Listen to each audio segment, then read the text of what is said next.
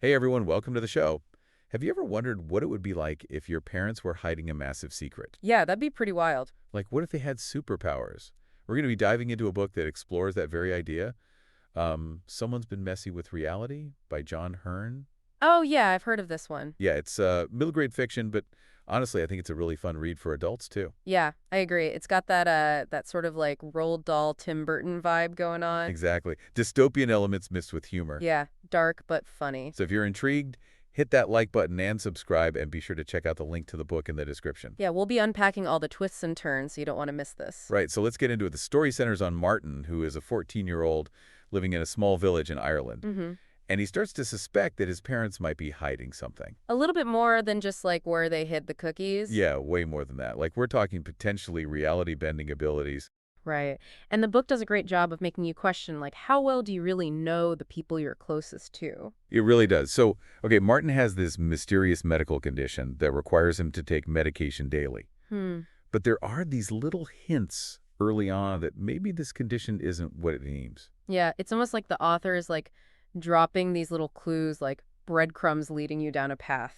I love how you took that. Like breadcrumbs. Yeah, totally. Yeah, you start to wonder, is it really a medical condition or is something else going on? Something a lot more extraordinary, perhaps.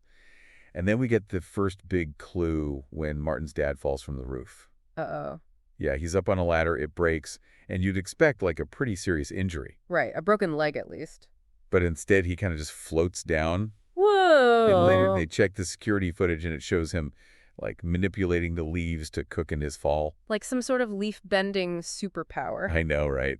Like, who knew gardening could be so dangerous? Talk about taking lawn care to the next level. And of course, Martin's friend Tina, she's always been a bit of a conspiracy theorist. Yeah, she doesn't let anything slide. She's immediately like, aha, I knew it. Something's up with your parents. She's the friend we all need. Right. She's on the case. Yeah, totally. And she's convinced that Martin's medical condition is a cover-up. Yeah, like maybe it's suppressing his own potential powers. It's a pretty wild theory. It is. But as the story unfolds, it starts to seem more and more plausible. Right, the author really knows how to build suspense. Together, Martin and Tina, they start digging into past events, and they recall all these strange occurrences that now seem suspicious. Like what kind of occurrences? Well, there's that incident with a runaway truck. Oh, yeah, I remember It that. was like headed straight for this group of kids, and then it just inexplicably stopped. Like someone hit the brakes out of thin air. Exactly. And then there's that other time when this boy fell from a tree. A pretty high fall, too, if I remember correctly. Yeah, it was, and everyone thought he was seriously injured, but when they found him, he was completely fine.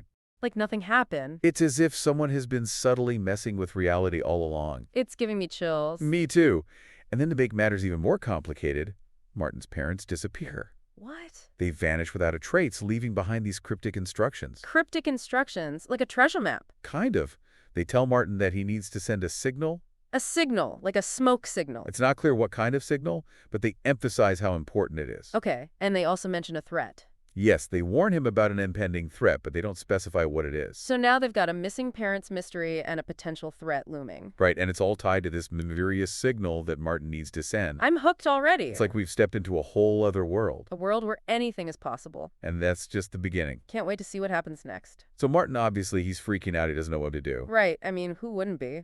But he remembers that his parents had hidden this device. A device, like a special gadget. Exactly. He believes it's the key to sending the signal. Oh, this is getting good. It is. So he sets out to find it with Tina, of course. Right, Tina's always there to lend a hand and a healthy dose of skepticism. Exactly. And their search for answers leads them to an abandoned mine. An abandoned mine? That sounds a little creepy. Oh, it definitely is. It's like a descent into the unknown. And I bet they find more than just an old mine shaft down there. You bet they do. That's where they encounter two new characters, Holly and Billy. New characters, friends or foes? Well, that's the question, isn't it? They seem friendly at first, but appearances can be deceiving. Oh, I don't like where this is going. Right. There's something a little off about them. It's like that feeling you get when you know something's not right, but you can't quite put your finger on it. Yeah, exactly. And trust me, things are about to get a whole lot weirder because Holly and Billy, they drop a bombshell. A bombshell? Like what? They claim to be aliens. Aliens! Hold on. We went from missing appearance to superpowers to now aliens. I know, right? The story just keeps escalating. This is insane. And it gets even crazier because they say they've come back to Earth to save it. Save it from what? From us. From humanity. Like we're the bad guys. According to them, yeah. They say that humans are destroying the planet and that they've come to intervene. Okay, so they're like eco-warriors from outer space. It's a pretty wild concept. It is, but it also wants you to think about our impact on the planet. Right. It adds this whole other layer to the story. So are they the good guys or the bad guys? It's hard to tell. That's the big question. And the book does a really good job of exploring that moral gray area. So what do these alien eco-warriors do? Do they start planting trees? Well, their methods are a little bit more extreme than that. Oh, no. They reveal that they've planted these genetically engineered bugs in the mine. Bugs? Like what kind of bugs? They call them war bugs, and they're designed to eradicate the human population. Eradicate, like wipe us out. Yeah, pretty much. They believe it's the only way to save the planet. So they're not as friendly as they initially seemed? Not quite.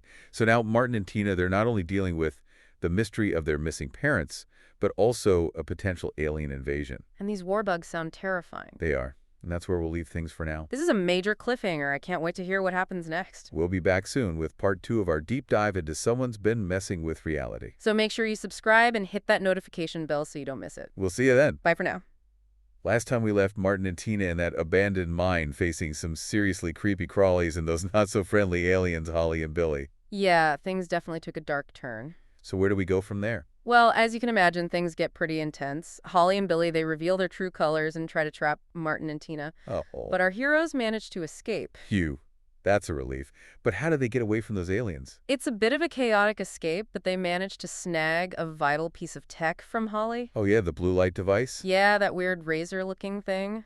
It seemed important when Holly used it to destroy that eerie green orb. The egg. Yeah. What do you think that was all about? Honestly, it's still a bit of a mystery. It's like this symbol of the unknown, like there are these forces at play that we don't fully understand. Right, like it's connected to this whole bigger conflict. Yeah, but anyway, back to the escape. Martin and Tina, they end up hijacking an old ambulance. An ambulance? Where did that come from? It was just kind of there by chance. Remember, they're in this remote area, so options are limited. Makes sense. So they're tearing through the Irish countryside in this beat-up ambulance, trying to escape giant bugs and rogue aliens. Yep, it's a pretty wild scene. Okay, so where are they headed in this makeshift getaway car? They decide to go to Martin's dad's office. They're still trying to figure out this whole signal thing. Oh, right, the instructions his parents left behind. Yeah, they're hoping to find some clues in his dad's stuff. Makes sense. But remember, Martin's been questioning his parents this whole time. Yeah, he's starting to see them in a whole new light. Do you think this search for clues might make him doubt them even more? Oh, absolutely. I think this part of the story really digs into that theme of trust and betrayal. Like, how far can you trust the people you're closest to when they're keeping these huge secrets from you? So what do they find in the office? Do they uncover any answers about the signal? Well, not exactly. They don't find anything directly related to the signal, but they do stumble upon something pretty incredible. What is it? A hidden room. A secret room. What's in it? It's like a secret lab filled with all this advanced tech gadgets, blueprints, even a hologram projector. Wow. Talk about a plot twist. Right. It's like Martin's dad was leading this double life. Okay. That definitely confirms that his parents are more than just ordinary folks. No kidding. And this hologram projector is key. It actually activates when they bring the green orb, the egg, into the room. No way. Yeah. Suddenly, they're getting this message from a woman who claims to be part of this intergalactic organization. Hold on, an intergalactic organization. Are you serious? Totally. This organization is dedicated to protecting Earth from extraterrestrial threats. So it's not just aliens we're dealing with now. It's an entire intergalactic organization. Yeah, the story just keeps expanding. My mind is blown. So are they like the good guys? Well, that's a little complicated. It turns out Martin's parents are part of this organization. What? Yeah, they've been tasked with protecting Earth from threats like Holly and Billy. So Holly and Billy are the bad guys. Essentially, yeah. They're like rogue agents who have gone against the organization's rule. Okay, the Martin's parents are basically space cops. Pretty much. But they had to keep it all a secret, even from Martin. But why all the secrecy? Why not just tell them the truth? Well, the organization has these strict rules about revealing their existence to outsiders, even family members. Wow.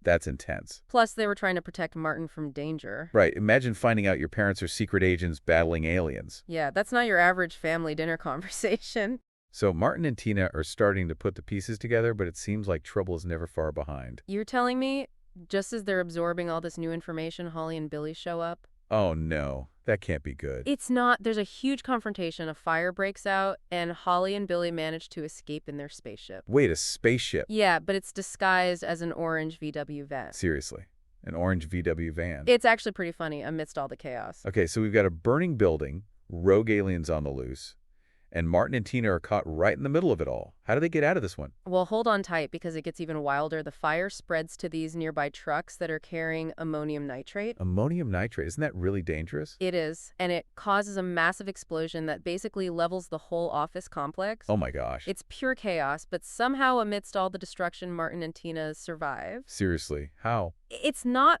entirely clear, but it seems like Martin's powers might have played a part. Wow. Talk about a close call. So they're alive, but now they got a whole new problem. What's that? The war bugs are starting to hatch. Oh, that's not good. Nope.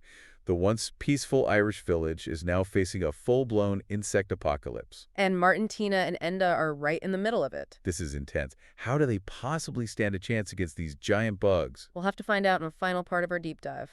So last time we left things off with those war bugs starting to hatch. Yeah, things are about to get a whole lot worse. It's full-on insect apocalypse time. Exactly. Those little critters are not so little anymore. Giant monstrous bugs running amok in a peaceful Irish village. It's like something out of a nightmare. But our heroes, Martin, Tina, and Enda, they're not giving up without a fight. They're definitely resourceful, that's for sure. But how do they even begin to fight back? I mean, they're just kids going up against these giant bugs. Well, they've got that blue light device and whatever they could salvage from that wrecked ambulance. Right, and let's not forget about Enda. He's been having those flashes of lucidity. Yeah, it's like his injury has unlocked some sort of hidden potential. He seems to have this intuitive understanding of alien technology. It's pretty amazing, actually. He manages to build a weapon using parts from his dad's model train set. A weapon from a toy train set. I know it sounds crazy that it seems to work. It disrupts the war bug's nervous system somehow. Okay, so they've got Enda's makeshift weapon and that blue light device, but they're still facing a swarm of giant bugs. Yeah, they're definitely outnumbered. How did they even stand a chance? Well, remember the beat-up ambulance? It becomes their mobile battle station. So they're driving around in this rusty old ambulance, zapping giant bugs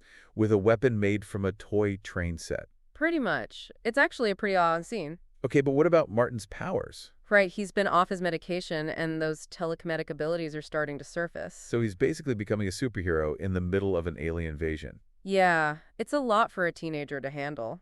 It is, but he has Tina and Enda by his side. They're all in this together. That's right, the power of friendship is a big theme in this book. They're facing these incredible challenges, but they're supporting each other every step of the way. It's pretty inspiring, actually. So what happens next? Do they manage to defeat those war bugs? The final showdown is pretty epic. It's called the Battle of the Turtle. The Battle of the Turtle, what does that even mean? Well, Martin uses his telekinesis to lift himself, Tina, and Enda into the air using this giant inflatable turtle raft as a platform. They're flying on a giant inflatable turtle. Yeah, it's as crazy as it sounds, but it works. They're soaring above the chaos. Enda's zapping bugs with his train set weapon, and they're using the ambulance as a shield. It sounds like something straight out of a comic book. It is, and somehow they actually manage to win. They defeat all the bugs. They do. The authorities show up, and they have no idea what really happened. They just think it was some freak mining accident. A mining accident. That's a pretty big cover-up. Yeah, but it kind of works in their favor. I mean, how do you explain giant bugs and alien invaders? Good point. So what about Holly and Billy? What happens to them? They get away, they disappear into space, but the book hints that they might be back. Ooh, a sequel. I'd love to see what happens next. Me too. So Martin's parents eventually return. They explain that they were captured by Holly and Billy. Ah, so that's why they couldn't send the signal. Exactly. And Martin finally learns the truth about his parents and his own powers. What a wild ride. So what happens in the end? Do things go back to normal? Life returns to a semblance of normalcy, but they're all changed by their experience. Martin starts training to control his powers. Enda continues to recover, and their bond as friends is stronger than ever. It sounds like even though they faced all this danger, there's a sense of hope and resilience at the end. Absolutely. The book ends with Martin and his friends using a makeshift flying device, a symbol of their newfound freedom and the limitless possibilities that lie ahead. Wow, what a journey. Someone's Been Messing with Reality is a fantastic blend of sci-fi humor and heart. It's a story about family, friendship, and facing the unknown. And it leaves you with this sense of wonder and possibility. I think it's a book that will stay with you long after you finish reading it. I agree. It definitely makes you think about what you would do if you suddenly discovered that your world was a lot bigger and stranger than you ever imagined. And what you would do if you had the power to change it. So if you're looking for a book that will spark your imagination and leave you thinking about the power of believing in yourself and the strength of true friendship, then you need to check out Someone's Been Messing with Reality by John Hearne. You won't be disappointed. And that's it for our deep dive this week. Thanks for joining us. It's been a blast. We'd love to hear your thoughts on the book, so be sure to leave a comment down below. What was your favorite moment? What superpower would you choose if you could have one? And don't forget to subscribe and share this episode with your friends. Until next time, keep exploring and keep questioning. Bye, everyone. See ya! TIOA.